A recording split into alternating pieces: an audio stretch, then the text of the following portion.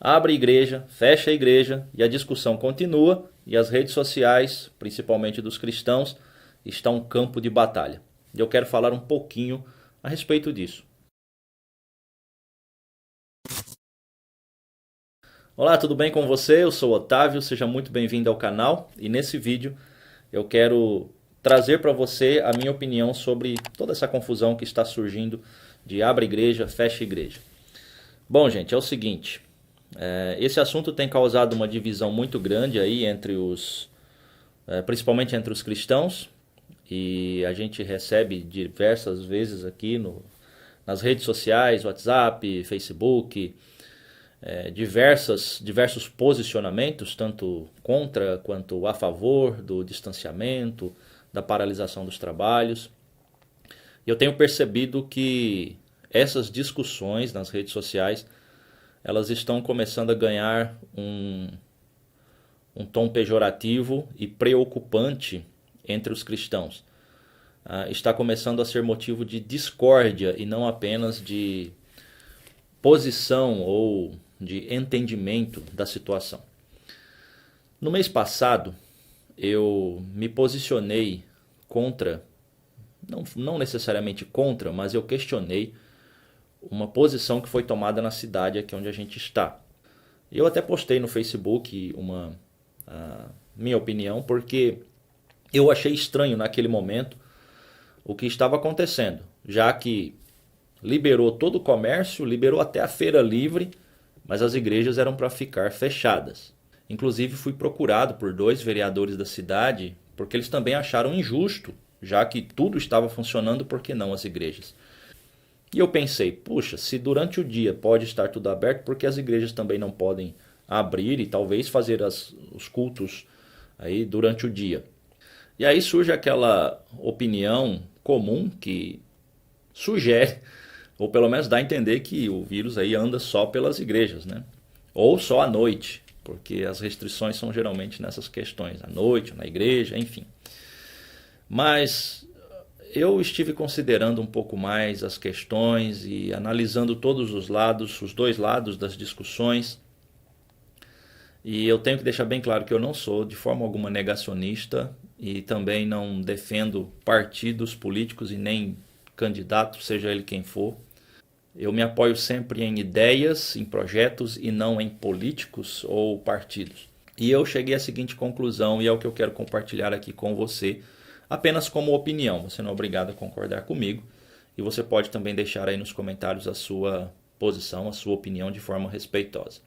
Primeira coisa que nós temos que considerar é que igreja não fecha. Está se falando muito de abrir igreja, fechar igreja, e você vê como o conhecimento teológico que nós temos hoje, ele já adotou princípios completamente equivocados, porque se você analisar o que é igreja teologicamente dentro das escrituras, você vai ver que igreja não é um local, não é uma construção. Inclusive vídeo aqui em cima se você quiser saber o que é realmente uma igreja. Então a igreja não fecha, porque a igreja são as pessoas, são os cristãos.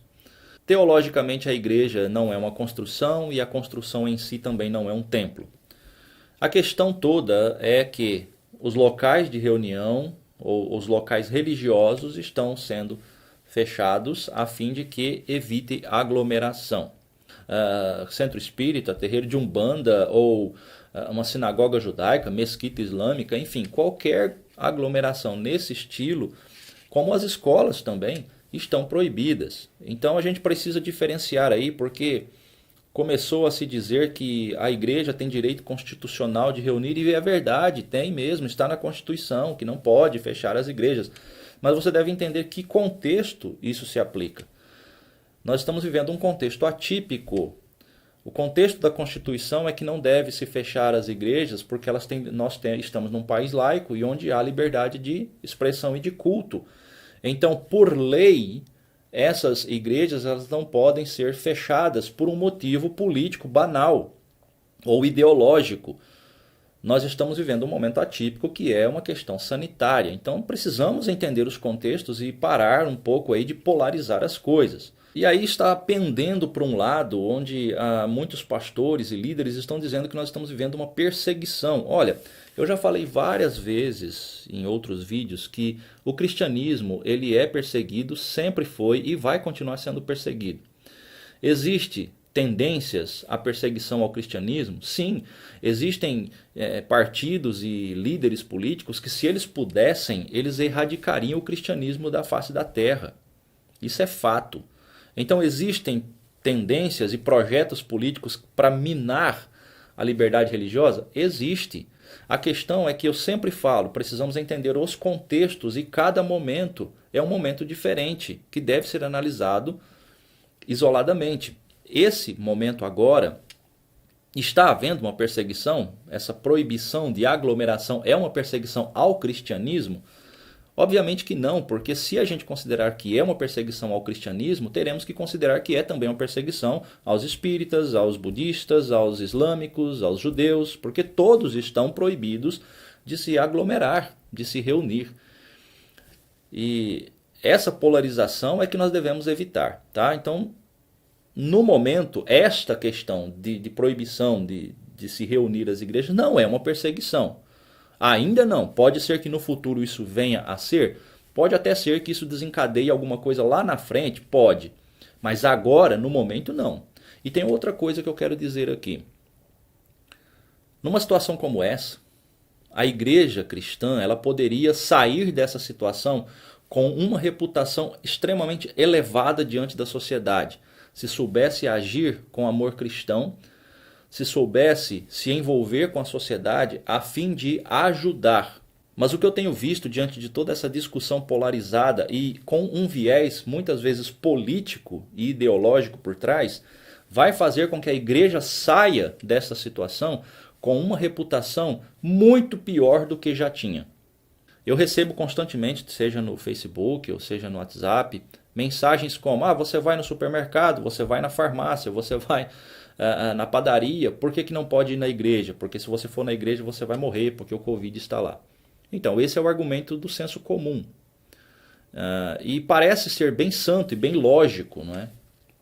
A questão é que eu não vou ao supermercado porque eu quero ir no supermercado, ou porque eu gosto de ir no supermercado, e nem na farmácia porque eu quero ir na farmácia. Eu vou nesses lugares porque sou obrigado a ir. Eu não vou sair de casa e vou me expor a um risco agora, vou me aglomerar com outras pessoas porque eu gosto de viver perigosamente. Não é isso, gente, nós temos que entender as realidades. Eu vou no supermercado porque eu preciso comprar alimentos, porque o alimento é essencial à vida. A questão da igreja, existem meios paliativos, não é o ideal? Não, mas nós podemos nos reunir online. Eu não gosto? Não gosto. Prefiro presencial? Prefiro. Mas existem meios paliativos. E eu não tenho um meio paliativo para ir no supermercado, para ir na farmácia. As pessoas entram num ônibus coletivo lotado, não é porque elas gostam. Agora eu vou trabalhar, vou sair de casa para trabalhar porque eu gosto de correr risco. Eu vou entrar naquele ônibus lotado porque eu poderia ir a pé, mas eu vou de ônibus porque eu gosto do risco. As pessoas precisam trabalhar. Elas enfrentam essa realidade de um ônibus lotado porque a situação caótica do transporte público é essa. E eles não têm outra alternativa. Então a gente precisa equilibrar as coisas. Está havendo um discurso desequilibrado. Precisamos pesar o que realmente é prioridade, o que é essencial à vida e o que não pode ser substituído por outro meio.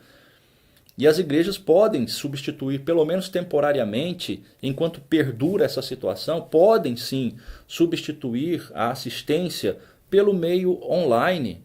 Pode substituir as pregações pelo meio online. Eu creio que é uma questão de bom senso, não é? Não é o ideal, mas como eu disse, é paliativo. E os outros meios não é possível você substituir. Você precisa trabalhar, então você precisa sair de casa para trabalhar, para sustentar sua família. Você precisa ir no supermercado.